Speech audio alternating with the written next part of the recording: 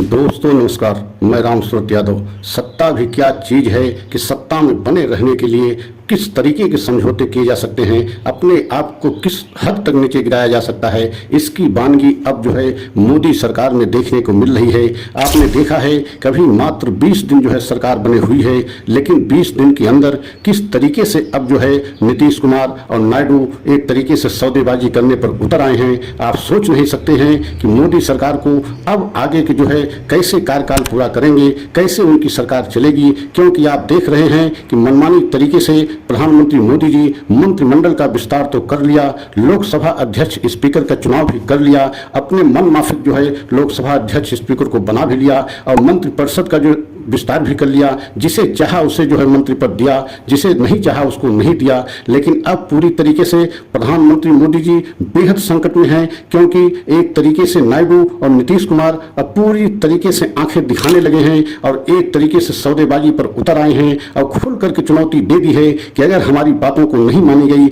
हम जो कह रहे हैं उस पर अमल नहीं किया गया, तो ये सरकार बहुत दिन की मेहमान नहीं हो सकती है। आपने देखा है कि अभी इस समय सत्र चल रहा है, लेकिन इसी सत्र के बीच में अगर प्रधानमंत्री को अचानक जो है आंध्र प्रदेश का दौरा करना पड़ा, तो इसके पहले सबसे बड़ा राज यही है, क्योंकि नायडू को मनाने के लिए, नायडू के सांसदों को मनाने के लिए प्रधानमंत्री मोदी को आंध्र प्रदेश जाना पड़ा। और आप समझ सकते हैं कि अब पूरी तरीके से नायडू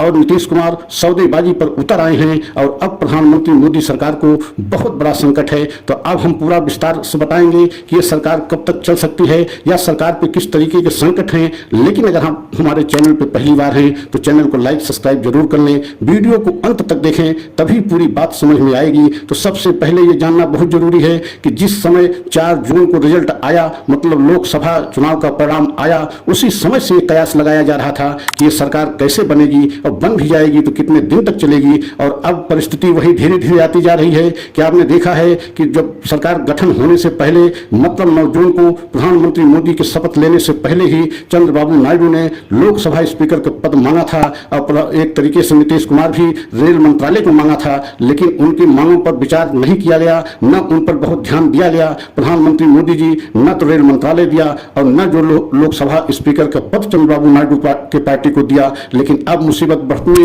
शुरू हो गई है, क्योंकि पूरी तरीके से एक तरीके से सौदाबाजी शुरू हो गई है। आपने देखा है अभी कल दिल्ली में एक बहुत बड़ी बैठक करके नीतीश कुमार ने, जेडीयू की बहुत बड़ी बैठक हुई और उसमें पूरी तरीके से प्रेस कॉन्फ्रेंस करके नीतीश कुमार ने खुली चुनौती देते हुए प्रधानमंत्री मोदी को अपनी 3-4 मांगे बहुत स्पष्ट तौर से रख दिया कि अगर इस पर विचार नहीं किया जाता, जल्द हमारी मांगों को जो है पूरा नहीं किया जाता, तो हम कोई बड़ा निर्णय ले सकते हैं। और सबसे बड़ी मांग उन्होंने पहला रखा कि बिहार को स्पेशल राज्य का दर्जा दिया जाए और जिस तरीके से नीट परीक्षा में धांधली हुई है उसको जो है तत्काल उस पर कानून बनाया जाए और उस पर जितने दोषी हैं उनको सजा दी जाए। और सबसे बड़ी उन्होंने मांग तीसरी ये रख दिया कि जातीय जनगणना तत्काल कराई जाए। और जबकि प्रधानमंत्री मोदी सरकार न तो जातीय जनगणना कराने के पक्ष में है और न ही जो है बिहार को स्पेशल राज्य का दर्जा देने के पक्ष में है, तो आप समझ सकते हैं कि नीतीश कुमार ने बहुत बड़ी अपनी मांगों को रख दिया है और सौदेबाजी एक तरीके से शुरू हो गई है। तो आप कल्पना कीजिए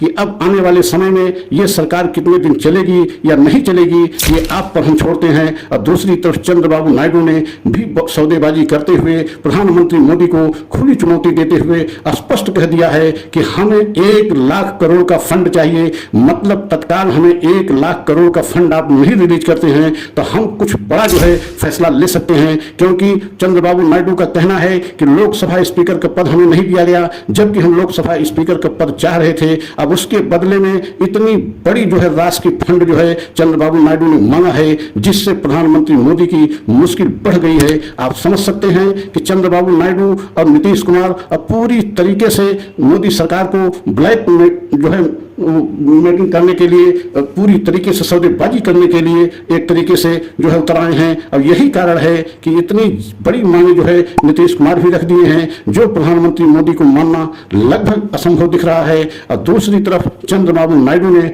स्पष्ट तौर से कह दिया है कि हमें 1 लाख करोड़ फंड से कम कुछ भी नहीं चाहिए। मतलब जब तक हम एटीएम से पैसा निकलता रहेगा, मतलब जब तक आप हमारी मांगों को पूरा करते रहेंगे, जब तक हम जिस तरीके से मांगे रखते रहेंगे उसको आप पूरा करते रहेंगे, तभी तक आपकी सरकार चल सकती है। तो आप समझ सकते हैं कि प्रधानमंत्री मोदी इस समय सरकार चलाने में किस तरीके से एक तरीके से संकट का सामना कर रहे हैं, वैसे भी आप जानते हैं कि प्रधानमंत्री मोदी जी हमेशा एक तरीके से पूर्ण बहुमत की सरकार चलाई है। वो चाहे मुख्यमंत्री काल की सरकार चलाई हो, चाहे 2 बार प्रधानमंत्री बने हैं, 2 बार प्रधानमंत्री भी उन्होंने पूर्ण बहुमत की सरकार बनाई थी और अपने हिसाब से 10 वर्ष जो है उन्होंने शासन किया। लेकिन इस बार के एकदम जो है तस्वीर अलग है और आप सदन में भी देख रहे हैं, सदन में भी इस समय विपक्ष इतना मजबूत है कि वहां भी प्रधानमंत्री मोदी को बहुत बड़ी मुश्किलों का सामना करना पड़ रहा है। आप देख रहे हैं कि जिस तरीके से सदन में राहुल गांधी के एक तरीके से माइक बंद किया गया, उसको लेकर के भी विपक्ष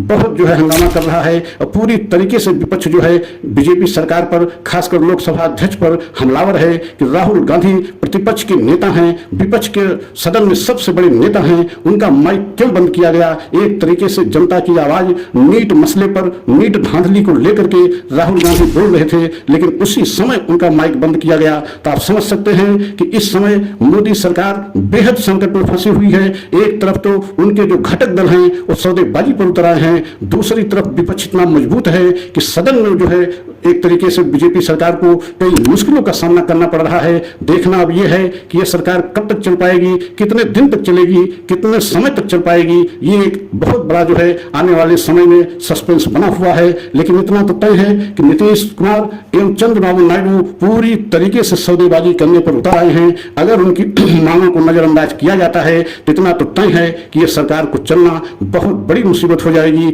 और यही कारण है कि विपक्ष के बड़े बड़े नेता यही कह रहे हैं कि यह सरकार अधिकतम अगर चलेगी तो 6 महीना चल जाएगी, वरना 1 महीने, 2 महीने या 3 महीने तक ये सरकार गिर जाएगी। अब देखना यह है कि ये सरकार कितने दिन तक चलेगी। आप लोग भी अंदाजा लगाइए और आप लोग भी एक तरीके से इस पर वो करिए, समीक्षा करिए कि ये सरकार इस स्थिति में है कि क्या ये सरकार पूरा कार्यकाल अपना पूरा कर सकती है या नहीं कर सकती है, या 2-3 महीने की मेहमान है ये सरकार। तो अगला वीडियो हम पुनः लेकर आएंगे। लेकिन अगर ये हमारा वीडियो आपको अच्छा लगा हो तो लाइक, सब्सक्राइब करें, कमेंट के द्वारा अपनी राय अवश्य दें। जय हिंद, जय भारत।